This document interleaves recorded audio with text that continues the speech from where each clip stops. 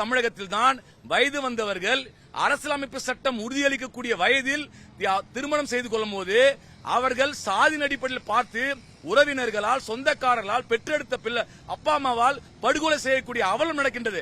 அப்போ சாதிய சிந்தனை என்பது இங்கே கெட்டிப்பட்டு இருக்கிறது தமிழ்நாட்டில்.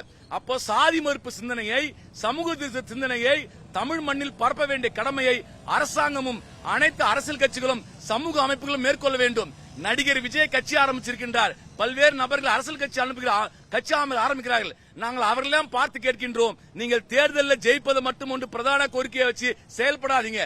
இந்த சமூகத்தில் சாதியின் பெயரால கொலை நடக்குது. நீங்க சினிமாவில் ஜாலியா வந்து டூயட் பாடி வேற கல்யாணம் பண்ணிட்டு போயிடுறீங்க.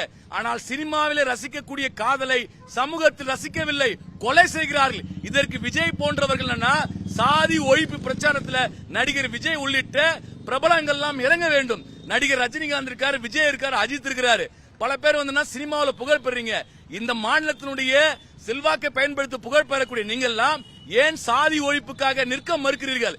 இங்கே சாதி திமிரில், சாதி பெருமிதத்தில் ஒரு கூட்டம் இருக்கின்றது. சாதி பெருமிதத்தில் இருக்கிறவர்களே உங்களை எல்லாம் இன்னைக்கு பன்னாட்டு நிறுவனங்கள் சூறையாடுகின்றன. நமக்கு வேலை இல்லை, அங்கே கல்வி இல்லை, எல்லாம் வியாபாரம் ஆகுது. அதை எடுத்து போராட வேண்டியவர்கள் சாதி பெருமிதத்தின் பெயரால இருப்பது வந்து எந்த வகையிலும் உதவியா இருக்கின்றது.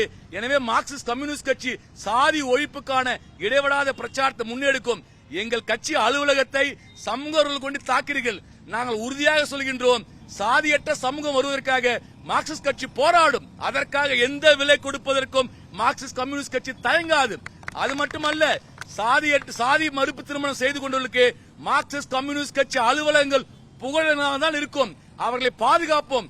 எங்களால் முடிந்தவரை அந்த சாதி மறுப்பு திருமணம் செய்து கொண்டவர்களுக்கு, சாதியற்ற சமூகத்தை உருவாக்குவதற்கு அத்தனை வகையிலும் மார்க்சிஸ்ட் கம்யூனிஸ்ட் கட்சி உதவியாக இருக்கும்.